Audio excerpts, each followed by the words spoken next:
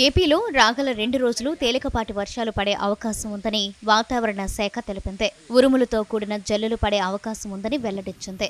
రానున్న 5 రోజుల్లో గరిష్ట, కనిష్ట ఉష్ణోగ్రతల నమోదులో గణనీయమైన మార్పులేవీ ఉండకపోవచ్చని వివరించింది. ఆ తర్వాత ఉష్ణోగ్రతలు స్వల్పంగా పెరిగే అవకాశం ఉందని పేర్కొంది. వాయువ్య మధ్యప్రదేశ్, పరిసర ప్రాంతాల నుంచి దక్షిణ తమిళనాడు వరకు ద్రోణి కొనసాగుతోంది. ఆంధ్రప్రదేశ్ యానాంలో దిగువ ట్రోపో ఆవరణలోని దక్షిణ నైరుతి గాలులు వీస్తున్నాయి. వీటి ప్రభావంతో ఏప్రిల్ 30, మే 1 తేదీల్లో తేలికపాటి నుంచి ఒక మోస్తారు వర్షాలు లేదా ఉరుములతో కూడిన జల్లులు పడతాయని వెల్లడించారు. ఉరుములు, మెరుపులు గంటకు 40 నుంచి 50 కిలోమీటర్ల వేగంతో ఈదురుగాలులు వీచే అవకాశం ఉంది. రాయలసీమలో 1-2 చోట్ల తేలికపాటి నుంచి ఒక మోస్తారు వర్షాలు కురుస్తాయని వాతావరణ శాఖ అంచనా వేసింది.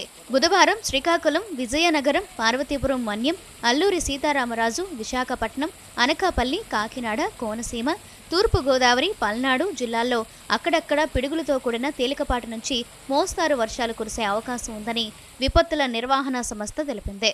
ఏప్రిల్ 29 మంగళవారం కోనసీమ, ఆత్రేయపురంలో 31 మిల్లీమీటర్ల అధిక వర్షపాతం నమోదైనట్లు తెలిపింది.